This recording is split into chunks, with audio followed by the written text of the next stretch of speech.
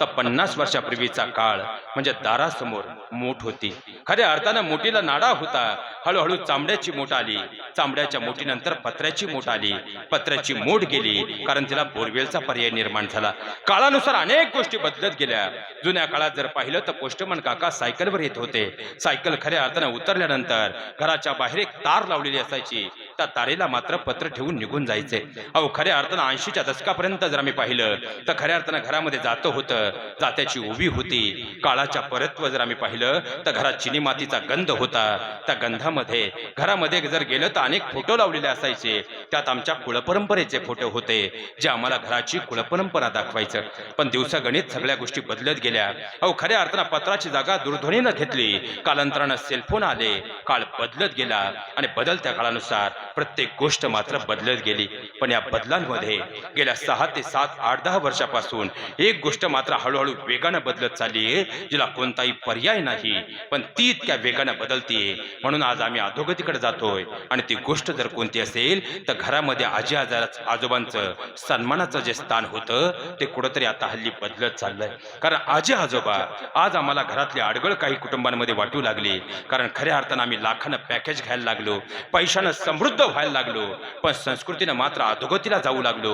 म्हणून हात जोडून तुम्हाला विनंती करतो, ज्या घरात आजी आजोबांचं स्थान भक्कम आहे, कारण आज आमच्याकडे लोक 40 आणि 50,000 रुपये फी देऊन कन्सर्टला जेव्हा येतात ना, त्यावेळेस त्यांचं प्रामुख्याने एकच वाक्य असतं, आमची लहान मुलं मोबाईल सोडत नाहीत, आमची लहान मुलं घरात ऐकत नाही, आमची लहान मुलं आज खऱ्या अर्थानं घरात उलट फिरून बोलतात. हे शब्द वारंवार आपण 90% कुटुंबांमध्ये ऐकतो.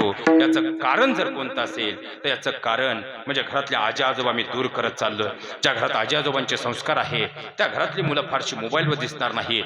ज्या घरात आजी आजोबांचे संस्कार आहे ती मुलं फार टीव्ही समोर बसणार नाहीत. पण आजी आजोबा जर आम्ही आडगळीत नेऊन टाकले आणि मुलांच्या हातात मोबाईल देऊ लागलो, टीव्ही समोर बसू लागलो, तर खऱ्या अर्थानं आमची पुढची पिढी कोणत्या संस्कारानं घडणार आहे याचा विचार करावा लागेल. म्हणून माझ्या बहिणींनो, आज तुम्हाला भावाच्या नात्याने विनंती करून जातो, एक वेळ तुम्ही तुमच्या सासऱ्यांना उपाशी ठेवलं तरी ते आनंदानं जगतील, पण त्यांच्या नातवंडांपासून जर त्यांना दूर केलं ते फार काळ जगू शकत नाही.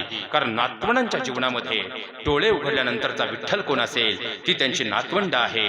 आणि नातवंडांच्या जीवनात खऱ्या अर्थानं डोळे उघडल्यानंतरचा विठ्ठल जसा आजी आजोबा आहेत, तसा आजी आजोबांचे डोळे मिटण्यापूर्वी त्यांच्या जीवनातला विठ्ठल जर कोण असेल ती म्हणजे त्यांची नातवंड आहे. कारण आजी आजोबांचं प्रेम आणि नातवंडांच्या प्रेमाला कोणतीच उपमा देता येणार नाही. पण माझ्या बहिणींनो, विचार करा, जर तुमच्या घरात तुमच्या लेकराला एखादी भाजी आवडली नाही, तुम्ही त्याला 2 फटके देऊन ती भाजी खायला लावता.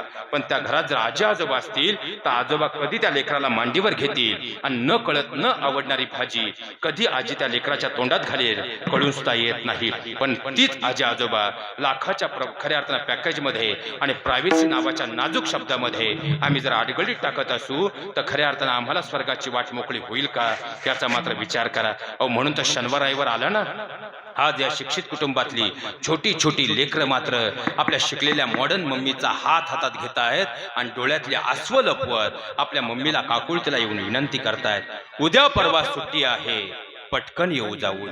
उद्या परवा सुट्टी आहे, पटकन येऊ जाऊन. चल ना ग मम्मी मला माझ्या आजी आजोबांकडे घेऊन. त्यांच्या थरथरणाऱ्या काठीला बळ मिळतं बघ. अगं त्यांच्या थरथरणाऱ्या काठीला बळ मिळतं बघ. त्यांच्या अंधुक झालेल्या नजरेला आभाळ मिळतं बघ.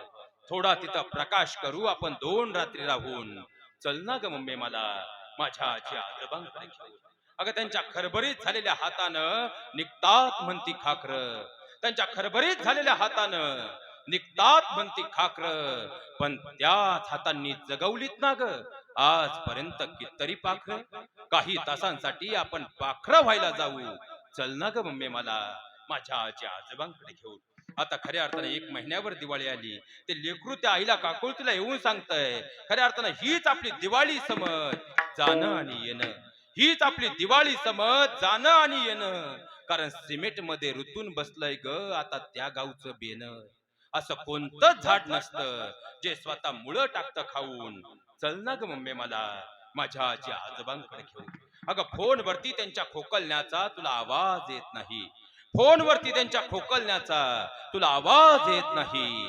हॅलो हॅलो म्हणत अलगत फोन कट करते. मला बाबांसोबत बोलायला सुद्धा देत नाही. अग डोळे त्यांच्या आसुसलेत ग माझ्यासाठी हिरवा चष्मा लावून. चल ना ग मम्मी मला माझ्या आजी आजोबांकडे घेऊन. अगं गाडी नको आजोबांच्या पाठीवर मी खेळेल. गाडी नको आजोबांच्या पाठीवर मी खेळेल. नक्कीच तेव्हा त्या आत्म्याला खरा मोक्ष मिळेल. चल ना ग त्या पंढरीला येऊ पवित्र होऊन. चल ना ग मम्मी मला माझ्या आजी आजोबांकडे घेऊन. आजी आजोबांकडे घेऊन. त्या आजी आजोबा म्हणजे घराचे प्राण आहेत. ते जपा एवढी विनंती करतो. दयाघना परमेश्वराला एकच विनंती करतो.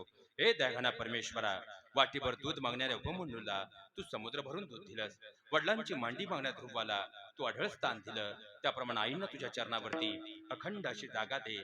आज संध्याकाळपर्यंत परमात्म्याला ही विनंती करू शकतो. मला वाटतं मागच्या महिन्यामध्ये आपण पुण्यस्मरण विधीचा पुढचा प्रवास आणि अंत्यविधीचा प्रवास मागच्या कीर्तनात समजून घेतला होता.